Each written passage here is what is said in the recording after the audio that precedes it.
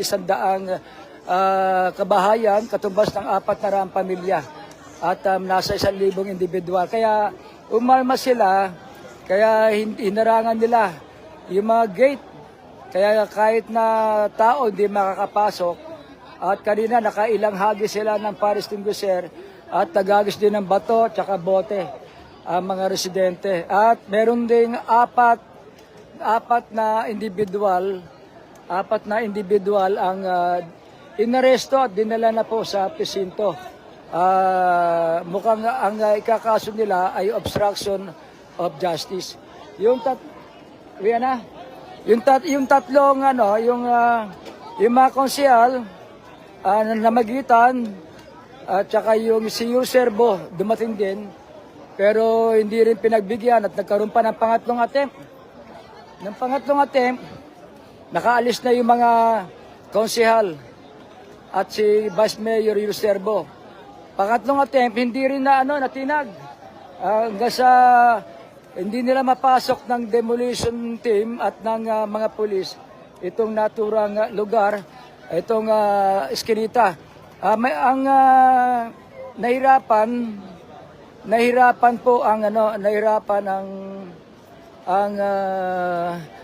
mga pulis at mga demolition team na mapasok yung loob ng may halige.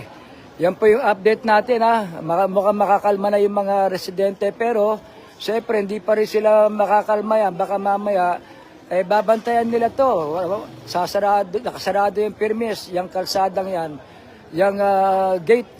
Isasara nila yan kasi para di makapasok. Ang mga kababayan natin na nasa dulo, meron din doon, pero yung pinakamaraming puwersa ng mga pulis sa demolition team dito sa area to ng Masangkay at May Halige. Dito po yan sa Tondo. Sakop po ng Tondo yung May Haligeng yan eh.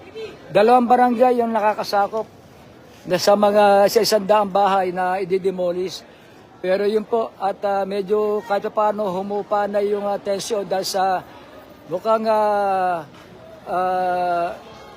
uwi na sila. Ayan na. Ayan.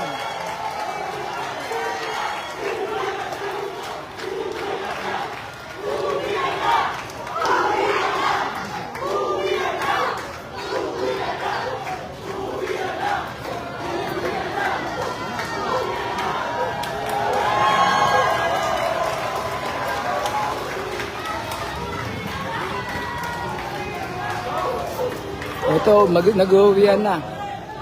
Back to barracks ang mga pulis natin na dinala rito para magsilbing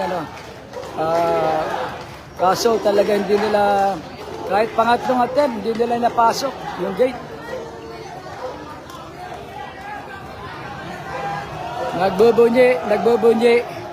Nagbubunyi ang mga residente, nagbubunyi. Papalapitan natin. Yan.